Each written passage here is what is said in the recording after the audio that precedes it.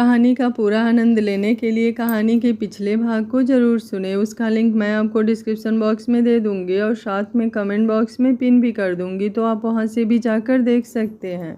अंकेश जी आज घर पर ही थे। उर्मिला जी आकर उनके बगल में बैठ गए। क्या हुआ, कुछ कहना है क्या आपको? उन्होंने उर्मिला जी को देखते ही पूछा, क्योंकि वो इस वक्त स्टडी रूम में थे और उर्मिला जी जल्दी से यहाँ आती नहीं थी। जी, हमें कुंवर और आर्या बिंदड़ी को लेकर कुछ बात करनी थी। बताइए क्या हुआ? उन दोनों का रिश्ता जैसे जुड़ा था पहले, उसमें आर्या को तो कुछ समझ ही नहीं थी खास, और फिर दोनों अलग हुए, तलाक तक की नौबत आ गई, लेकिन फिर अब दोनों ऐसे साथ हैं। लेकिन फिर भी एक अधूरापन सा लगता है। आप कहना क्या चाहती हैं? साफ साफ बोलिए, बातों को घुमाइए नहीं। हुकुम साहब, क्यों ना हम दोनों बच्चों की एक बार फिर से शादी करवा दें, अगर आपको ठीक लगे तो। वो कुछ झिझकते हुए बोली और उनके जवाब का इंतज़ार करने लगी। कुछ देर तक वो चुप रहे। बात तो सही है आपकी, हम अविरल से बात करते हैं इस बारे में, उन्होंने हामी भरते हुए कहा। तो उर्मिला जी खुश हो गईं। उन्हें अब बस अपने बेटे की खुशी चाहिए थी, जो कि बस आर्या के ही साथ थी, इतना वो भी समझ गई थी अब तो। आर्या का कॉलेज आने पर अरड़े ने गाड़ी रोकी। पूरे रास्ते लगभग वो चुप ही था।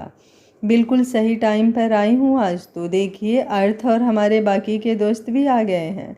आर्या एक बार फिर शरारती अंदाज में मुस्कुराते हुए बोली और गाड़ी का डोर ओपन करके बाहर जाने लगी कि अरड़े ने उसकी कलाई पकड़ अपनी तरफ खींच लिया, और एकदम से ऐसा होने पर वो संभल ना पाई, बल्कि अरड़े पर ही गिर गई थी। बहुत हो रहा है, अब आपका मत कीजिए तंग, वरना हक तो हम भी रखते हैं आपको परेशान करने का। फिर आपसे देखा नहीं जाएगा अगर हम यही काम हम करने लगे तो। वो उसकी आंखों में देखता हुआ बोला, तो जैसे आर्या की सांसें ही थम सी गई। दोनों का चेहरा बिल्कुल करीब था, भले ही वो खुद कितनी मस्ती कर ले उसके साथ, लेकिन अरण्य का एक भी मूव उसकी सांसों को रोक जाता था। जाइए, अब आपके दोस्त आपका इंतज़ार कर रहे हैं। आर्या जब उसे एकटक देखती रही तो अरण्य ने उसके गाल को सहलाते हुए कहा। वो जैसे नींद से जागी हो, झट से उससे दूर होकर गाड़ी से उतर गई। एक हाथ उसने अपने गाल पर लगाया जिसे अरण्य ने छुआ था। अरण्य उसे ऐसे देखकर दबे होठों से भी मुस्कुरा उठा और चला गया। ओए, अब क्या तू आज वहीं खड़ी रहेगी या आएगी भी? उसकी एक फ्रेंड सुबी ने आवाज़ देते हुए कहा। तो आर्या झेप सी गई और उन लोगों की तरफ कदम बढ़ा लिया। अंकेश जी ने जब अविरल से आर्या और अरण्य की दोबारा शादी की बात की तो उसे बिल्कुल ठीक लगा और उसने हामी भर दी। और आर्या अरण्य भी ये न्यूज़ सुनकर काफ़ी खुश हुए थे। एक हफ्ते बाद उनकी शादी होनी थी, लेकिन अब एक दिक्कत जो आन पड़ी थी वो ये थी कि निशा ने आर्या को घर आने को कह दिया था। क्या हुआ, आप खुश नहीं हैं क्या कि हमारी शादी फिर से होगी? आर्या जो अपनी ही सोच में गुम झूले पर बैठी थी, अरड़े उसके पास बैठते हुए बोला। नहीं उमल जी, हम तो बहुत खुश हैं कि हर रस्म तो एंजॉय कर पाएंगे। फिर क्या बात है जो आप परेशान सी दिख रही हैं? हमें आपसे दूर नहीं जाना। वो बच्चों समूह बनाकर उसकी बाजू से सिर टिकाते हुए बोली और अरड़े को उस पर बहुत प्यार आया। बेटू, कितने दिन के लिए ही जाना है? और फिर अविरल और निशा का मन है आपके साथ रहने का? उसके बाद तो आप हमारे साथ ही रहेंगी। वो उसके सिर पर हाथ फेरते हुए बोला। हाँ, उनका मन है, लेकिन आपका मन नहीं है कि हम आपके साथ रहें। वो कुछ नाराज सी बोली। बोलने की ज़रूरत है ये भी, वो उसकी आंखों में झांकते हुए बोला। तो आर्या खामोश हो गई। डर लगता है बिल्कुल भी आपसे दूर होने से। अगर फिर से कहीं कुछ बोलते बोलते वो रुक गई। नहीं बेटू, कुछ नहीं होगा, अब हम हमेशा साथ रहेंगे। और ये हमारा, आपके उमल जी का आपसे वादा है कि वो हर कदम पर आपके साथ ही रहेंगे। इतना तो भरोसा होगा ही ना आपको? उससे ज़्यादा है, वो उसकी बात पर मुस्कुराकर बोली। आर्या अब अपने मायके आ चुकी थी। अरण्य से दूर होने का उसका बिल्कुल भी मन नहीं था, लेकिन अरण्य ने उसे समझा दिया था तो उसे यहाँ आना पड़ा। बेटा, तू ना कुछ नहीं, बहुत ही ज़्यादा बदल गई है। ऐसा क्या कर दिया जीजू सा ने कि तेरा वहाँ से आने का मन ही नहीं हो रहा था? निशा ने अपने सामने बैठी आर्या को छेड़ते हुए कहा। तो आर्या मुस्कुरा दी। वही जो तू सबको दिखाती फिर रही है। आर्या भी कहाँ पीछे रहने वाली थी, लेकिन निशा उसकी बात पर उसे सवालिया नज़रों से देखने लगी। ये थोड़ा छुपा कर रखा कर। आर्या ने हंसते हुए निशा की गर्दन पर बने लव बाइट की तरफ इशारा किया तो निशा ने आंखें भींच ली। दुष्ट होती जा रही है तू बहुत ही ज़्यादा। जीसूसा ने बिगाड़ दिया है, बात करनी पड़ेगी उनसे। वो आर्या को हंसता देखकर अब अपनी छेप मिटाते हुए बोली, हाँ हाँ कर लियो बात। अच्छा भाभी सा, अब एक अच्छी सी चाय पिला दीजिए और साथ में मेरे फेवरेट प्याज के पकौड़े भी। आर्या उससे लिपटते हुए बोली तो निशा ने सिर हिलाया। तू रेस्ट कर, हम बना कर लाते हैं, उसके बाद बहुत सारी बातें भी करनी है, निशा ने कहा और उठकर किचन की तरफ बढ़ गई।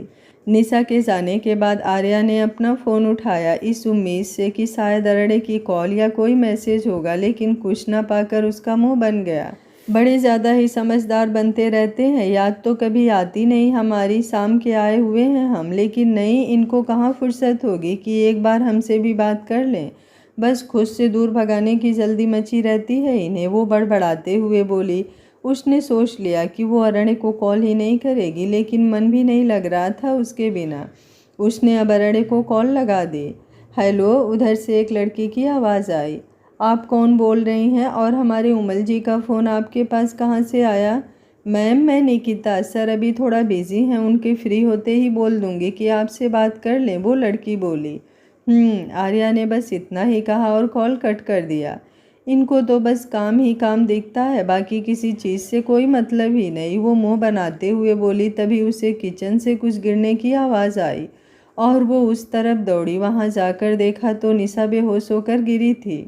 निशा, वो उसे देखकर चिल्लाई और फिर एनी को आवाज़ देने लगी।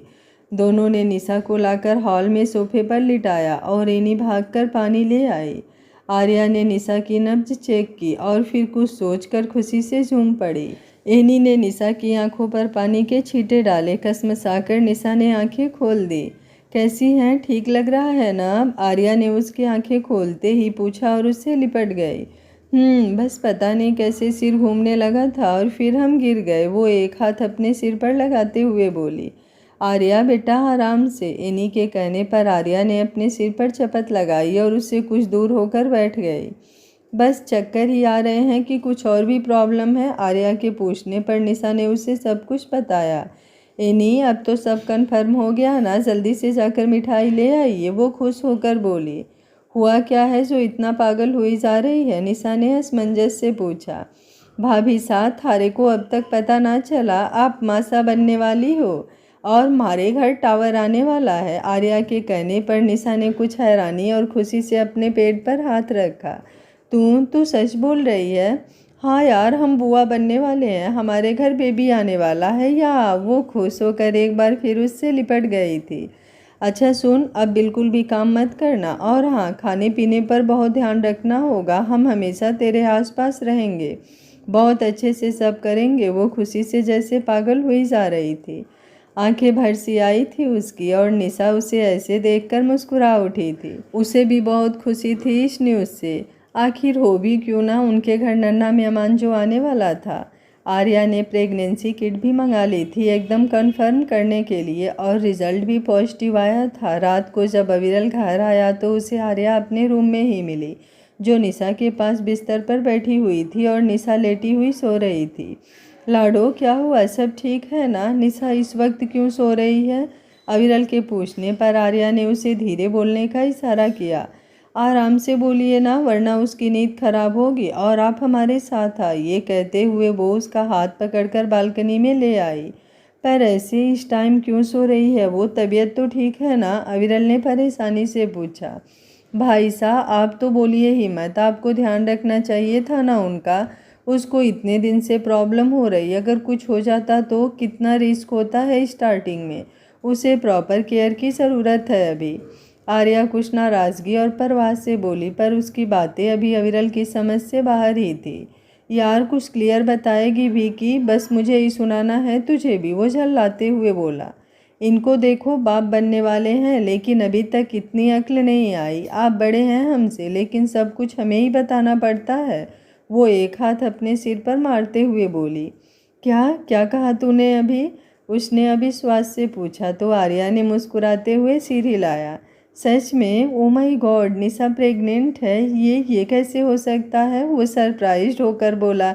उसकी आखिरी बात सुनकर आर्या ने उसे घूरा तो अविरल ने उससे नज़रें चुराई। आर्या अब खिलखिलाकर हंस पड़ी। ध्यान रखिएगा उनका, हम रूम में जाते हैं, अब कब से बैठे हुए आपका ही इंतज़ार कर रहे थे। कहते हुए वो वहाँ से चली गई। वो भी अब रूम में आया और जल्दी से आकर बिस्तर पर चढ़ गया। थैंक यू सो मच जान, इतनी बड़ी खुशी देने के लिए। वो कुछ इमोशनल होते हुए बोला और उसके हाथ उसके माथे, उसके गाल और पूरे चेहरे पर चूमने लगा। सोने दीजिए, वो नींद में डिस्टर्ब होने पर बोली। उठो ना, बात करनी है। वो उसके ऊपर झुकता हुआ उसके कान के पास चूम कर बहुत प्यार से बोला तो निशा ने आंखें खोल दी। आप कब आए? वो उसे देखते ही झटके से उठने लगी कि अविरल ने उसे थाम लिया। आराम से, वो बोला तो निशा ने उसे देखा।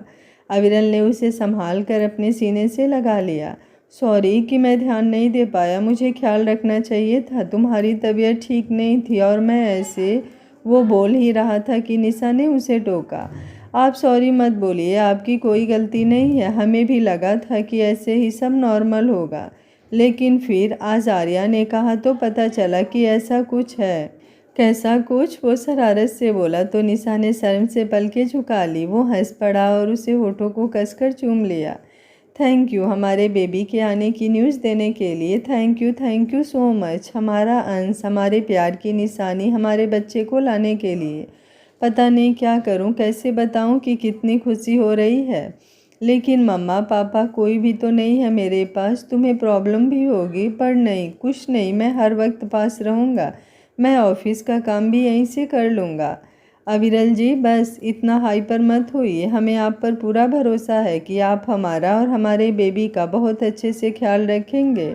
सब अच्छा ही होगा, देखना आप। और अभी सबसे पहले तो हमें आर्या की शादी पर ध्यान देना है, कितना काम है। वो उसके गाल से हाथ लगाकर बोली। देर रात तक अरण्य को फुर्सत मिली तो उसने आर्या को कॉल लगा दिया। आर्या अभी पढ़ाई कर रही थी। अरण्य की कॉल देखकर वो खुश तो हुई लेकिन मुँह भी बनाया।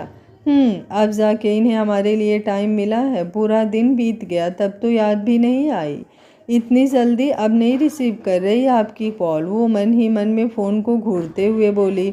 और जब 2 बार कॉल आकर कट गई और तीसरी बार उसका फ़ोन बजा तब जाकर उसने कॉल रिसीव की। आर्या कहाँ हैं आप? इतनी देर लगती है क्या कॉल रिसीव करने में? आर्या के कॉल रिसीव करते ही अरण्य ने उसे सुनाया था। ये लाइन तो आप मत ही बोलिए, हमने कब आपको कॉल की थी और आपको टाइम कब मिल रहा है? वो भी चिढ़कर बोली। अरे तब सच में बिजी था मैं बेटू, अभी थोड़ी देर पहले ही तो घर आया हूँ और फिर बस चेंज करने के बाद आपको कॉल लगा दिया। अच्छा जी, बड़ी मेहरबानी कर दी। ताने देना कुछ ज़्यादा ही नहीं सीख रही हैं आप? वो तो हर बीबी का हक होता है और उसमें सीखने की क्या ज़रूरत है, ये हुनर तो हम लड़कियों के पास हमेशा से ही होता है। उसकी बात पर अरण्य खुलकर मुस्कुराया। वैसे क्या कर रही हैं अभी? कुछ खास नहीं, बस पढ़ाई करने बैठी थी और आपको याद भी कर रही थी बहुत ज़्यादा। अच्छा? क्या अच्छा? आपने तो बिल्कुल भी याद नहीं किया होगा। क्या? वो शिकायती लहजों में बोली तो अरण्य की मुस्कान गहरी हो गई। जब वो उससे लड़ती थी, शिकायत करती थी, तभी तो वो उसे अपनी सी लगती थी। हाँ, काम थोड़ा ज़्यादा था इसलिए टाइम नहीं मिला आपसे बात करने का। बाकी आपको ऐसा लगता है कि हमने आपको याद ना किया हो? अरण्य के कहने पर उसने मुस्कुराते हुए आंखें मूंद ली। वो जानती थी वो कहे ना कहे लेकिन कितना प्यार करता है उसे, ये तो उसे बताने की ज़रूरत नहीं थी। आपको एक बहुत बड़ी गुड न्यूज़ देनी थी हमें। हमारे घर छोटू बेबी आने वाला है, निशा प्रेग्नेंट है। ओह कांग्रेचुलेशंस, यू टू। वो दोनों काफ़ी देर तक ऐसे ही बातें करते रहे। उसके बाद के दिन भी हवा की सी तेज़ी से निकल गए थे। आर्या भले ही उम्र में अविरल से छोटी थी लेकिन निशा की जिम्मेदारी बखूबी निभा रही थी। उसे कोई भागा दौड़ी का काम नहीं करने देती, उसके खाने पीने का पूरा ध्यान रखती। आज शाम को उसकी हल्दी होनी थी। उसके दोस्त अर्थ श्वेता भी घर आ गए थे तो वहीं अरड़े के घर भी आवृत्ति विशाल के साथ आ गई थी और उनके बाकी के कुछ खास मेहमान भी आए हुए थे। आवृत्ति जब से घर आई थी किसी न किसी काम में लगी हुई थी। विशाल अरण्य के पास था। वैसे भाई अभी अच्छा मौका है, तुझे शादी नहीं करनी तो पीछे हट जा, वरना तो बस तरस ही जाना होता है अपनी बीबी के लिए। शादी होकर भी टाइम नहीं होता इनके पास और फिर ताने हमें सुनाती रहती है। विशाल के कहने पर अरण्य ने आंखें छोटी करके उसे घूरा। साले, तू अपनी खुन्नस हमारे पर क्यों निकाल रहा है? बड़ा आया कि टाइम नहीं देती। जब से तुम दोनों में सब ठीक हुआ है, हमें साफ दिख रहा है कि कौन कितना पास रहने लगा है। अरण्य ने विशाल के कान के पास गाल पर बने लिपस्टिक के हल्के निशान को अपने हाथ से साफ करते हुए कहा, तो वो झेप सा गया। हाँ, लेकिन डिस्टरबेंस तो बस कर अब, अरण्य उड़ते हुए बोला। तब तक आकृति वहां आ गई थी। उसने एक नज़र विशाल को देखा, फिर अरण्य से बोली, भाई साहब जल्दी से रेडी हो जाइए, मुहूर्त का टाइम हो रहा है। आपके आज पहनने वाले कपड़े हमने वहाँ टेबल पर रखे थे। अरण्य ने सिर हिलाया। आप भी येलो वाला कुर्ता पहन लीजिएगा जब भाई साहब तैयार हो जाएं उसके बाद। वो अब विशाल से बोली, नहीं आकृति, हम तैयार हो जाएंगे, आप उसे जाकर कपड़े दे दीजिए, सबसे ज़्यादा टाइम तो इसे ही लगता है। अरण्य ने हल्के से मुस्कुराते हुए कहा, तो विशाल ने खुश होकर उसे हक कर लिया। थैंक यू मेरे यार, विशाल बोला। वहीं आकृति ने ना में सिर हिलाया उन्हें ऐसे देखकर। आकृति उसके रूम से बाहर निकली और उसी के पीछे विशाल भी आ गया था। आपको बिल्कुल भी शर्म नहीं आती ना? भाई साहब के सामने भी कुछ भी बोल देते हैं। आकृति उसके आगे चलते हुए बोली, अरे आप तो बेवजह ही इल्ज़ाम लगा रही हैं हम पर, हमने तो कुछ भी नहीं बोला। वो मासूम सा मुँह बनाकर बोला, आपको कुछ कहने की ज़रूरत ही कहाँ है, आपकी हरकतें ही हमें अच्छे से पता है। वो बोली तो विशाल मुस्कुराया। वो अब रूम में आ गई थी और विशाल ने तुरंत ही डोर बंद करते हुए उसे बाहों में भर लिया था।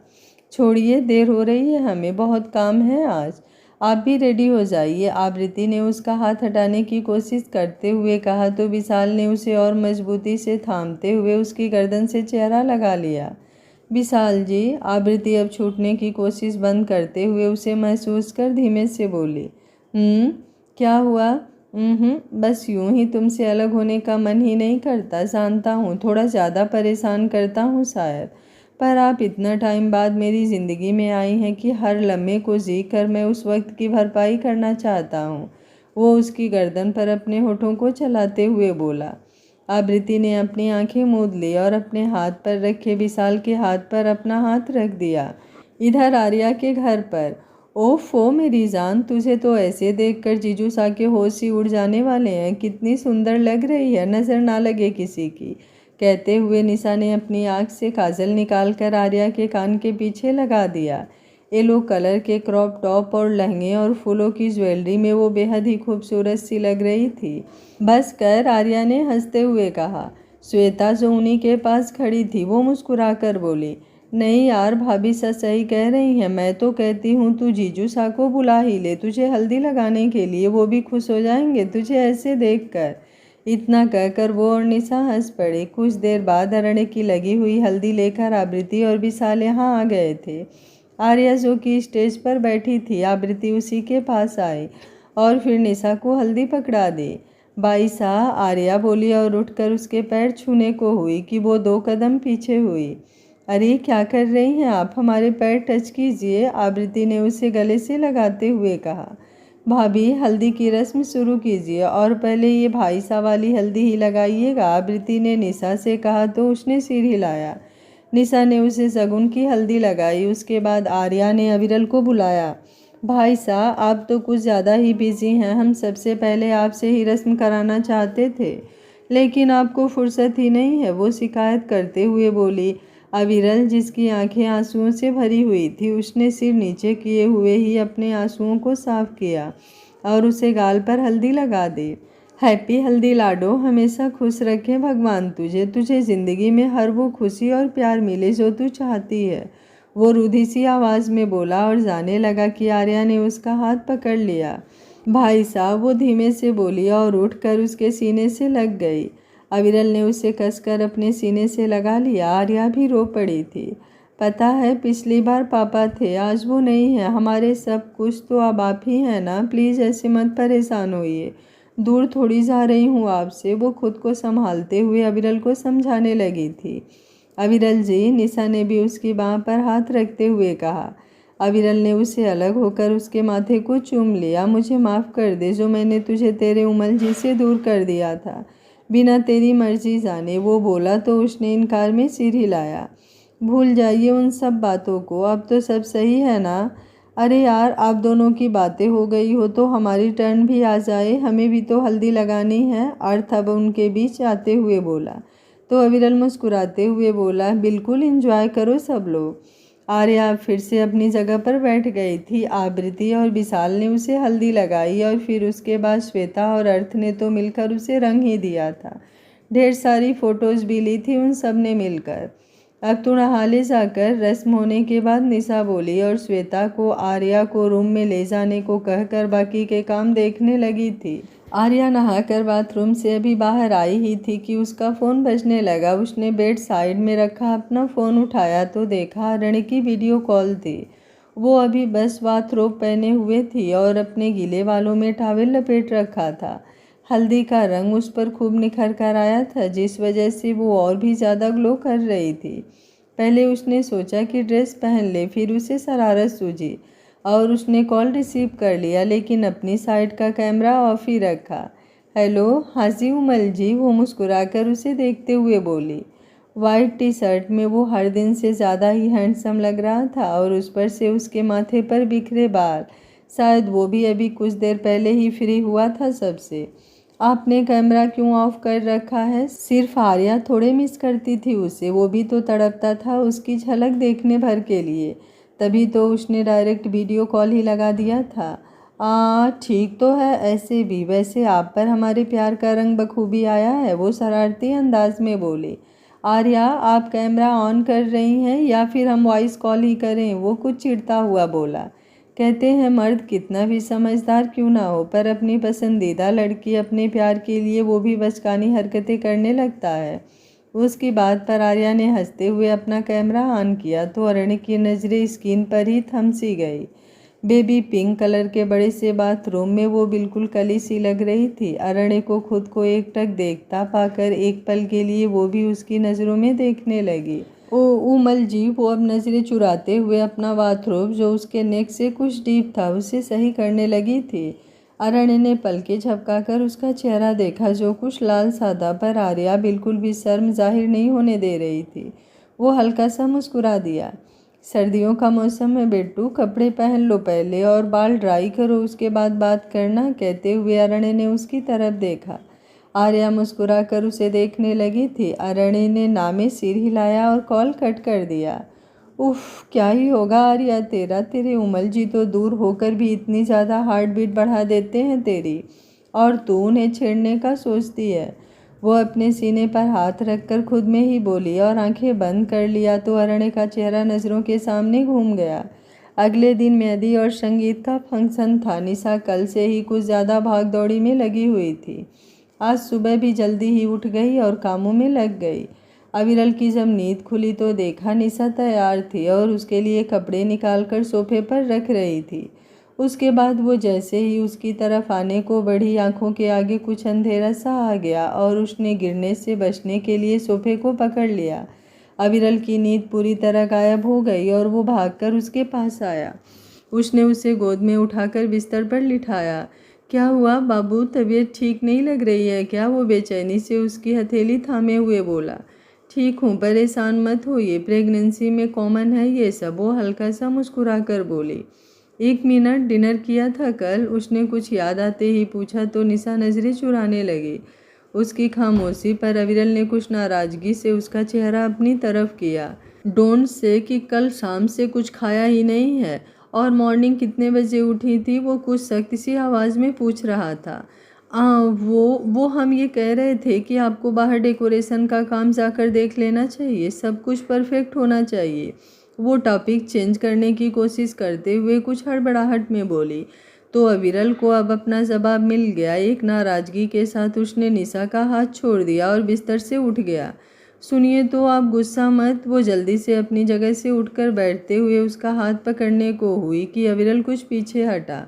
बिस्तर से नीचे एक कदम तक नहीं रखेंगी आप जब तक मैं नहीं कहता, कहकर वो रूम से बाहर चला गया। निशा ने मुँह बिगाड़ा। इनका बस चले तो ये हमें कहीं पैक करके रख दे। माना थोड़ी सी गलती हो गई थी, पर इतनी जल्दी नाराज़ होने वाली कौन सी बात थी? देख रहे हो बच्चा अपने डैड को, आपकी मम्मा पर गुस्सा करने का बस बहाना चाहिए होता है इन्हें। आप जल्दी से आ जाओ, फिर हम दोनों मिलकर अच्छे से तंग करेंगे इन्हें। अविरल के जाने के बाद वो अपने पेट पर हाथ रखकर बेबी से बात करने लगी थी। कुछ ही देर बीती थी कि अविरल रूम में आया। उसके हाथ में एक ट्रे थी जिसमें एक गिलास दूध, दलिया और कुछ फ्रूट्स थे। निशा जो सुबह काफ़ी जल्दी उठ गई थी, अब उसकी आंख लग गई थी। अविरल ने वो ट्रे लाकर टेबल पर रखा और फिर उसके सिरहाने बैठ गया। मैं बिल्कुल भी गुस्सा नहीं करना चाहता इस कंडीशन में तुम पर, लेकिन हरकतें ही ऐसी करती हो, इतनी लापरवाही खुद को और बच्चे को लेकर। निशु, हमारे अलावा हमारा तो कोई बड़ा भी नहीं है जो तुम्हारा और बच्चे का ध्यान रख सके। हमें ही तो सब करना है, उसमें भी अगर ऐसे करोगी तो कैसे काम चलेगा। वो उसके सिर पर हाथ फेरते हुए बोला और फिर झुककर उसके माथे को चूम लिया। आबृति बेटा, मेहंदी ठीक से पिसी नहीं क्या? अब जो दिख नहीं रही यहाँ, उर्मिला जी ने आबृति से पूछा। मेहंदी की सारी तैयारियाँ हो गई थी, बस उन्हें मेहंदी ही नहीं दिख रही थी तो उन्होंने सवाल किया। हाँ बड़ी माँ, सब कुछ हो गया है, आप फिक्र मत कीजिए। हम मेहंदी हिलाने जा रहे थे, किचन में है, आप बैठिए, आबृति ने मुस्कुरा कर कहा और उर्मिला जी को वहाँ बिठाकर मेहंदी लाने चली गई। माँ साहब, ये क्या है? मेहंदी भी लगवानी पड़ेगी हमें? हमें नहीं करना ये सब, हमें ऑफिस भी जाना होता है और ये मेहंदी वगैरह हमें पसंद भी नहीं। जैसे ही उर्मिला जी उसे शगुन की मेहंदी लगाने को हुई, वो मेहंदी देखते ही मुंह बनाकर बोला, अच्छा बेटा, खुद की बारी आई तो नहीं पसंद, हमारे साथ भी हुआ है ये सब। चाची साहब, मेहंदी लगाइए इसे। विशाल के कहने पर अरड़े उसे घूरने लगा था। उर्मिला जी, शगुन के लिए ज़रूरी होता है बेटा, आबृति बोली। हाँ भाई साहब, और ये टाइम हमेशा थोड़ी आता है, आपकी लगाई मेहंदी ही आर्या के लिए जाएगी और फिर ये भी तो देखना है कि वो आपको कितना प्यार करती है। ये कहते हुए उसके चेहरे पर शरारत झलक रही थी। विशाल ने आंखें छोटी करके आबृति की तरफ देखा तो वो उसे एक नज़र देखकर अपने होठों को दांते तले दबा खुद को मुस्कुराने से रोकने लगी। सबकी जिद पर अरण्य ने मेहंदी से बस आर्या का नाम लिखवा लिया था अपनी हथेली पर। डार्क पिंक कलर के राजस्थानी पोशाक और सारी ज्वेलरी पहने आर्या बिल्कुल रानी सा लग रही थी आज, और उसे देखकर तो हर किसी की नज़र ही उस पर थम जाने वाली थी। पार्लर वाली ने उसे बिल्कुल तैयार कर दिया था। जब निशा उसके कमरे में आई तो उसकी आंखें आर्या को देखकर कुछ भर सी आई। कैसी लग रही हूँ? आर्या ने गोल गोल घूमते हुए उससे पूछा। निशा दौड़कर उसके पास आई और उसे गले से लगा लिया। बहुत ही ज़्यादा खूबसूरत लग रही है, इतनी कि जीजू की नज़रें आज बस तुझ पर ही रहेंगी। वो भी सोचेंगे क्या हीरा मिला है मुझे। वो अपने इमोशंस पर कंट्रोल करते हुए मुस्कुरा कर बोली तो एक शर्म भरी मुस्कान आर्या के चेहरे पर आ गई। बाकी सब तो ठीक है, पर तू इतनी तेज़ मत दौड़ा कर, प्रॉब्लम हो जाएगी। आर्या के कहने पर निशा ने मुंह बनाया। एक तो तुम दोनों भाई बहनों का सही है, बस मुझ पर ही रौब जमाते रहते हो। जब देखो कभी वो खाना आगे पीछे लिए घूमेंगे तो कभी तू मुझे ज्ञान देती रहेगी। हाँ, क्योंकि आप अकेली नहीं हैं, आपके साथ आपकी टमी में हमारा भांजा भांजी भी है और हम बिल्कुल भी नहीं चाहते कि हमारे आने वाले छोटू से गोलू मोलू को कोई भी तकलीफ़ हो। आर्या ने मुस्कुराकर उसके पेट पर हाथ रखकर कहा, यार सच बताऊं तो शादी से जितना ज़्यादा खुश हूँ, जब से तेरी प्रेगनेंसी के बारे में सुना हमारी खुशी डबल हो गई। पर अब हमारा वहाँ जाने का मन नहीं कर रहा, तेरे पास भी रहना था। अकेले कैसे सब कुछ मैनेज करेगी? और भाई साहब भी तो नहीं रहते, ऑफिस चले जाते हैं, आर्या बोली। उसकी आवाज़ में फिक्र छुपी हुई थी। तू अब ये सब चिंता छोड़ और बस अपनी लाइफ पर फोकस कर। ऐसे मौके हर बार नहीं आते हैं, हमें संभालने के लिए अविरल जी हैं और फिर वो नर्स रखने को भी कह रहे थे, और कोई दिक्कत हुई तो पास में ही मेरी मम्मा भी तो रहती हैं, आ जाएंगी। फिलहाल के लिए तो तू अपनी शादी पर फोकस कर। बारात भी आ गई है बाहर, हम तो बस देखने आए थे कि तू तैयार हुई या नहीं। निशा ने उसके गाल पर हाथ रखकर कहा। इधर पूरे धूमधाम से बारात का स्वागत किया गया था और आर्या अपने रूम की बालकनी से खड़ी बाहर की तरफ निहार रही थी, जहाँ से उसे अरण्य दिख रहा था। विशाल के पास बैठा हुआ था वो, और अविरल भी वहीं था, साथ ही और बहुत से लोग। कोई रस्म चल रही थी। आर्या की ड्रेस से मैचिंग शेरवानी पहनी थी अरण्य ने, और उसके एक हाथ में उनकी खानदानी तलवार भी थी। भरोसा नहीं हो रहा उमल जी, बिल्कुल भी यकीन नहीं था कि आप फिर से हमारी ज़िंदगी में आएंगे और हम कभी साथ होंगे। लेकिन सब अच्छा हुआ, आज हम पूरे रीति रिवाज और मन से आपके हो जाएंगे। ये मेहंदी का गहरा रंग, आपके नाम की पायल, ये चूड़ियाँ और फिर कुछ पलों बाद आपके नाम का सिंदूर। वो भरी आंखों के साथ भी मुस्कुरा रही थी और फिर अंदर की तरफ मुड़ी तो नज़र अपने पापा की तस्वीर पर चली गई। आर्या ने आकर उस पर हाथ फेरा। थैंक यू पापा, जो आपने हमारे उमल जी को हमारे लिए चुना। हम बहुत प्यार करते हैं उनसे, बहुत ही ज़्यादा, वो बोली। कुछ ही देर बाद उसे आगे की रस्मों के लिए पंडित जी ने मंडप में बुला लिया था। निशा और श्वेता उसे लेकर मंडप तक आई। आरण्य जो पहले से मंडप में बैठा था, उसकी सांसें जैसे थम सी गई थी उसे देखकर। चेहरा तो उसे आर्या का दिख नहीं रहा था, क्योंकि बड़ा सा घूंघट ले रखा था उसने। उसे वो दिन याद आया जब पहली बार उसकी आर्या से शादी हुई थी। वो तो नासमझ सी थी तब, लेकिन अरण्य कितना गुस्से में था। और आज जब दोबारा से वही लड़की उसकी ज़िंदगी में शामिल होने जा रही थी, तब उसके लिए एक एक पल काटना मुश्किल सा हो रखा था। वो उसमें इस कदर खोया था कि आर्या कब उसके बगल में आकर बैठी उसे एहसास ही नहीं हुआ। जीजू साहब, आपकी ही अमानत है, बाद में इत्मीनान से देखिएगा, निशा ने शरारत से कहा तो अरण्य झेप्सा गया और आर्या उसकी बात सुनकर घूंघट के अंदर से ही मुस्कुरा उठी। नहीं, हम बस ऐसे ही कुछ। और उसे समझ नहीं आया क्या बोले। निशा हंसते हुए चली गई। अरण्य ने एक नज़र अपने बगल में बैठी आर्या पर डाली और मुस्कुराते हुए पंडित जी की बातें सुनने लगा। एक एक कर रस्म होती जा रही थी और जब बात कन्यादान की आई तो आर्या की पलकें कुछ भीग गई। कन्या के माता पिता कन्यादान के लिए आगे आ जाएं। पंडित जी के कहने पर वहां शांति छा गई। अरण्य ने आर्या की हथेली थाम ली, क्योंकि वो समझ सकता था कि वो क्या फील कर रही है। अविरल, आइए बेटा, आप और बहू रानी कन्यादान कीजिए। अंकेश जी के कहने पर अविरल कुछ नम हुई आंखों से उन्हें देखने लगा। नियति का लिखा कोई बदल नहीं सकता और हम सब जानते हैं कि आर्या आपके लिए अपनी बच्ची जैसी है, तो आपका हक बनता है इस रस्म पर भी। अंकेश जी ने कहा तो उसने सिर हिलाया और निशा को इशारा किया। उसके बाद मंडप में आकर पंडित जी के बताए अनुसार विधि करने लगा। आर्या का हाथ अविरल के हाथ में देते हुए वो काफ़ी इमोशनल हो चुका था। जीजू सास, जो भी गलतियां मुझसे हुई है उन्हें भूलकर मेरी लाडो का हमेशा ख्याल रखिएगा। अपनी लाडो की आंखों में एक भी आंसू नहीं देखना चाहता। मैं मानता हूँ थोड़ी नासमझ है, लेकिन आपसे बहुत प्यार करती है, वो बोला। अब अपनी लाडो की फिक्र से मुक्त हो जाइए। जैसे आपके लिए ये है वैसे ही हमारी ज़िंदगी भी है, अरण्य ने कहा तो निशा और अविरल मुस्कुराए। निशा ने दोनों का गठबंधन किया और फिर फेरे, वरमाला, सिंदूर, और आर्या पूरी तरह से हर रीति रिवाज से अपने उमल जी की हो गई थी। उन दोनों की कई सारी फोटोज़ भी ली गई थी। आज वो दोनों कुछ ऐसे दिख रहे थे। और फिर उसके बाद हुई सबसे मुश्किल रस्म, विदाई। आर्या विदा होकर अपने ससुराल आ गई थी और इतनी सारी रस्मों के बीच काफ़ी ज़्यादा थक भी गई थी, तो उर्मिला जी ने उसे आराम करने के लिए भेज दिया था। भाई साहब, मैं अपने रूम में क्यों नहीं जा सकती? आवृत्ति जब उसे लिए हुए अपने रूम में आई तो उसने तुरंत ही सवाल किया, तो वो हल्का सा हंस पड़ी। लगता है कुछ ज़्यादा ही जल्दी है आपको हमारे भाई साहब के पास जाने की। नहीं नहीं, वो हमारा मतलब नहीं था, वो झेप कर बोली। अभी आप यहीं आराम कीजिए, शाम को जाइएगा अपने रूम में। आवृत्ति ने हंसकर उसके गाल से हाथ लगाकर कहा।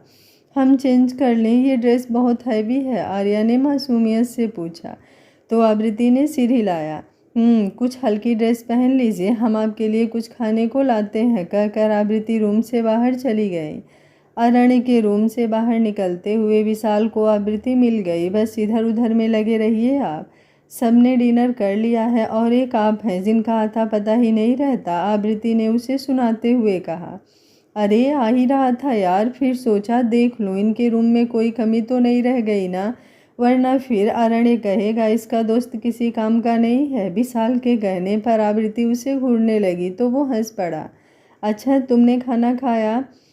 आप नहीं खाए और हम अकेले बैठकर खाना खाएंगे, है ना? वो कुछ तुनक कर बोली तो विशाल ने उसके गाल खींचे।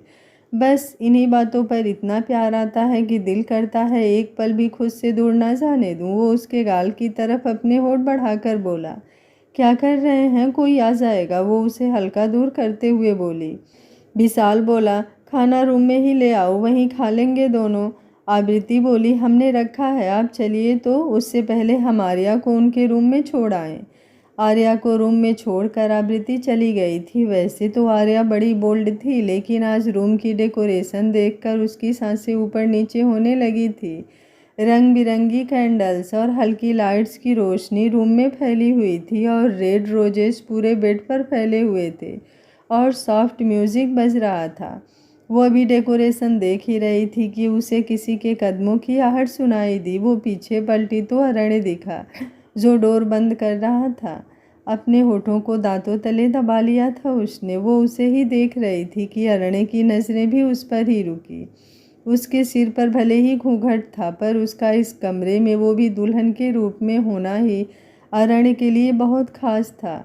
उसने तो सोचा भी नहीं था कभी कि इसकी आर्या उसकी बेटू ऐसी भी लग सकती है। एक वक्त वो भी था जब वो एकदम गुड़िया सी उसके सामने थी और अब आज हल्की सी नमी उसकी आंखों में आ गई थी। आर्या बहुत ध्यान से उसे नोटिस कर रही थी। जब अरण्य कुछ नहीं बोला तो वो खुद ही उसकी तरफ कदम बढ़ा चुकी थी। वो उसके करीब आकर रुकी। अभी भी चेहरा नहीं दिखाना चाहती और कितना तड़पाने का इरादा है, वो उसकी हथेली थामते हुए बोला तो आर्या मुस्कुराई। हमारा शगुन दीजिए, उसके बाद। अब ये क्या बात हुई बेटू, आप हमारी हैं, हमारा सब कुछ आपका है। अब हम इसमें अलग से क्या गिफ्ट लाएं?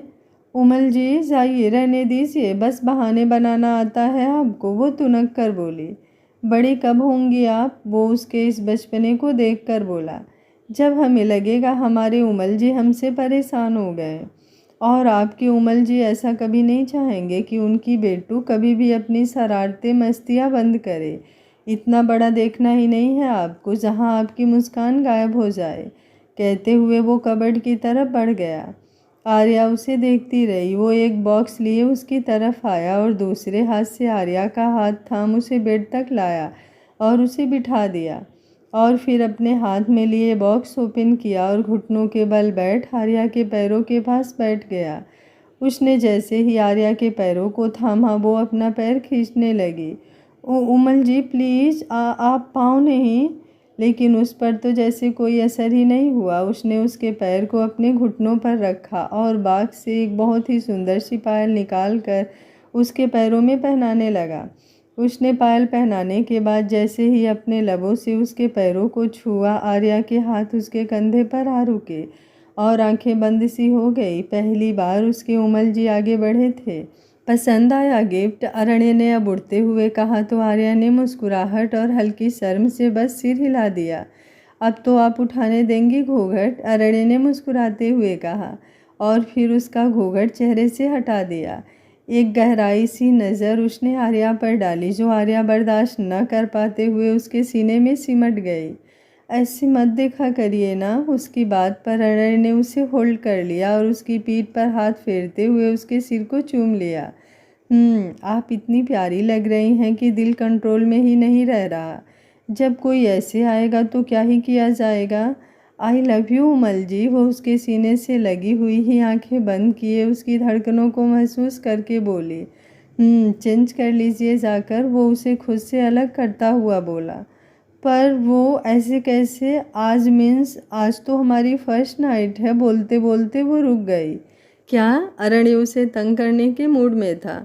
कुछ नहीं, अब ना आप सो जाइए, वो कुछ चिढ़कर बोली और घूमकर खड़ी हो गई।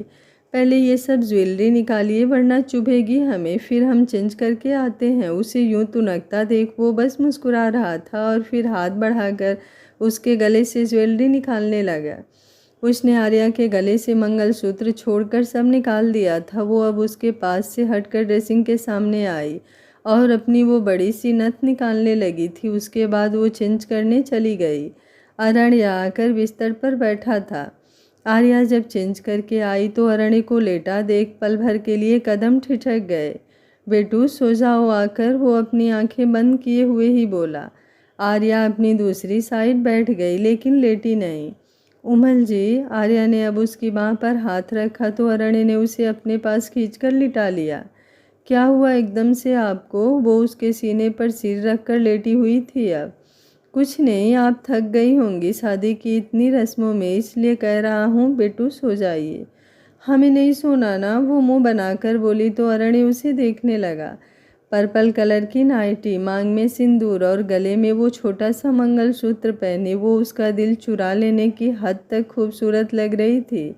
कुछ पल तक वो उसे देखता रहा। आर्या ने उसका चेहरा दोनों हाथों में थाम लिया और खुद ही आगे बढ़कर उसके होठों को लॉक कर दिया। छोटी सी किस करके वो उससे दूर होने लगी कि अरण्य ने उसे पलटकर अपने नीचे ले लिया और शिद्दत से उसके लबों को चूम लिया। जाने क्यों कुछ अनकहे से सवाल उसे रोक रहे थे, लेकिन आर्या के फर्स्ट स्टेप बढ़ाने पर वो भी अपनी बेताबी को, अपनी बेचैनी को दूर करने के लिए उसके करीब हो जाना चाहता था। आर्या ने उसके कंधे पर हाथ रखा तो अरण्य उससे हल्का सा दूर हो उसके लबों को छोड़ दिया। वो गहरी सांस भरती हुई उसकी गर्दन में चेहरा छुपा ली थी। बिल्कुल भी हर्ट नहीं करना चाहता बिट्टू, कभी नहीं चाहूँगा कि हमारी वजह से आपको ज़रा सी भी तकलीफ़ हो। वो उसके चेहरे पर आए बालों को साइड करते हुए उसके गर्दन पर अपने लब रख चुका था। इतने दिन का इंतज़ार अब ख़त्म करना चाहता था वो, दिल बेकाबू हो रहा था। उसने अब जैसे ही आर्या की सांसें महसूस की, उसकी तरफ देखा तो वो नींद में सो रही थी और उसको बिल्कुल अपने करीब करती हुई उसमें सिमट रही थी। उसने हल्की सांस छोड़ी और करवट लेकर उसे अपने ऊपर कर लिया। उमल जी, वो नींद में बोली और उसकी कमर पर अपनी बाहें लपेट दी। बेटू सो जाओ, वो उसके गाल चूमकर बोला। सच ही तो था, वो बड़ी होकर भी उसके लिए बच्ची थी। खुद ही दूर नहीं होना था, अभी आगे बढ़ने को बेकरार थी, लेकिन शादी की थकावट और अपने उमल जी की करीबी उसे सुकून की नींद दे गई। अरण्य मुस्कुराया, वो तो जानता था अपनी बेटू को, तभी सोने को कहा था। अरण्य ने अपनी आंखें बंद कर ली सुकून से। आज उसकी जिंदगी उसकी गोद में थी, उसके सीने से लगी हुई थी और उसे क्या ही चाहिए था। उसकी आंखों के सामने उसकी पहली शादी से लेकर अब तक का मंजर एक बार फिर से घूम गया और 5 साल की दूरी भी, जिसमें दोनों के दिल में एक दूसरे को पाने की तड़प थी, लेकिन उन्होंने सोचा भी नहीं था कि कभी वो एक दूसरे के पास होंगे। अरण्य के होठों पर एक मुस्कुराहट थी।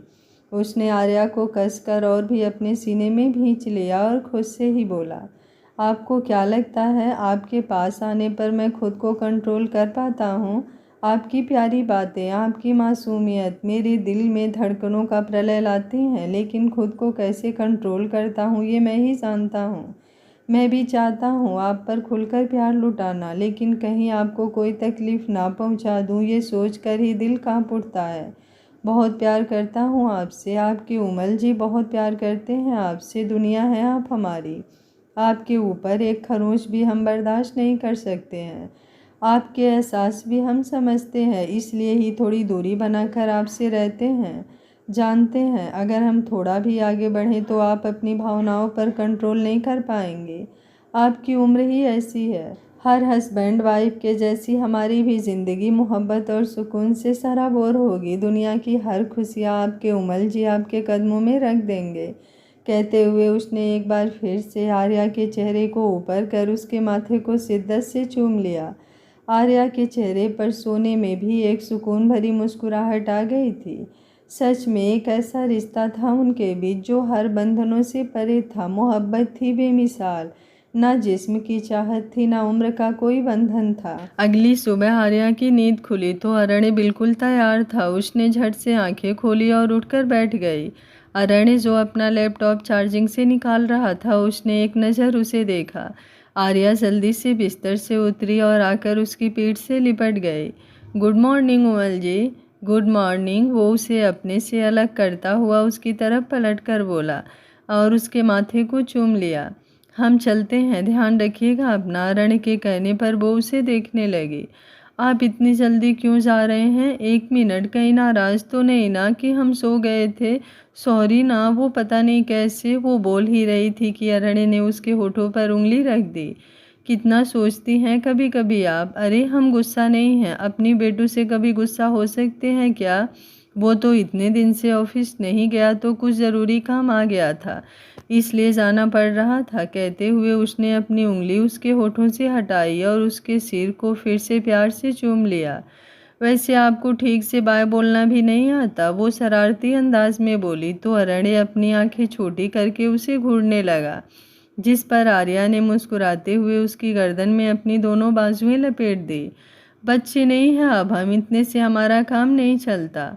बहुत बदमाश होती जा रही हैं अब आप। अरण्य की बात पर उसने मुंह बनाया और फिर अपने लबों को उसके गाल पर गहराई से रख दिया। अरण्य ने उसकी कमर पर पकड़ कस दी थी। ओफो यार, हमने भी आपके लिए कुछ सरप्राइज रखा था, लेकिन रात को तो भूल ही गए थे। आर्या को जैसे ही कुछ याद आया वो एकदम ही बोली। ऐसा क्या था? अरण्या भूल चुका था कि उसे ऑफिस भी जाना है। अपनी बेटू के पास होने पर उसे कुछ याद भी कहाँ रहता था। आर्या जल्दी से अपनी नाइटी की अपर डोरी हटाने लगी तो अरण्य की आंखें बड़ी हो गई। ये आर्या, ये क्या कर रही हैं आप? वो कुछ हड़बड़ाते हुए दूसरी तरफ मुंह करके खड़ा हो गया था। आर्या को अपने उमल जी पर बहुत प्यार आया था। कोई इस तरह कैसे हो सकता था? उससे इतना प्यार करने के बावजूद वो उसका इतना ख्याल करता और कितना कंट्रोल करता था वो खुद को। आर्या ने अब उसकी बाजू पकड़ते हुए उसे अपनी तरफ घुमाया तो अरण्य की नज़रें उसके चेहरे पर ही जमी रही। उमल जी देखिए तो, वो उसका हाथ थामते हुए कुछ इशारा की तो अरण्य ने गहरी सांस भरकर उसकी गर्दन से नीचे देखा। लेफ्ट साइड उसके चेस्ट के अपर साइड हर्ट की तरफ टैटू बना हुआ था, जिस पर अरण्या लिखा हुआ था और उसके आगे एक छोटा सा दिल बना हुआ था। अरण्य ने अपने हाथ से जैसे ही वो टच किया, एक सिसकारी सी भरी आर्या ने, और वो दर्द अरण्य की आंखों में भी दिखा। अरण्य ने कसकर अपनी आंखें बंद कर ली और उसकी आंखों से 2 बूंद आंसू गालों पर लुढ़क आए। आज का पार्ट आप लोगों को कैसा लगा, अपनी राय कमेंट बॉक्स में ज़रूर दीजिएगा। जिसका आरंभ है उसका अंत होना भी निश्चित है। ये कहानी भी धीरे धीरे अपने अंत की तरफ बढ़ रही है, लेकिन सच में अरण्य और आर्या ऐसे दिल से जुड़ गए हैं कि मन ही नहीं करता है कि ये कहानी कभी ख़त्म हो। आप लोगों की इस बारे में क्या राय है, अपनी राय कमेंट बॉक्स में ज़रूर दीजिएगा। वीडियो पसंद आ रहा है तो लाइक शेयर एंड चैनल को सब्सक्राइब कर लीजिएगा। Thank you for watching. मिलते हैं कहानी के अगले भाग में।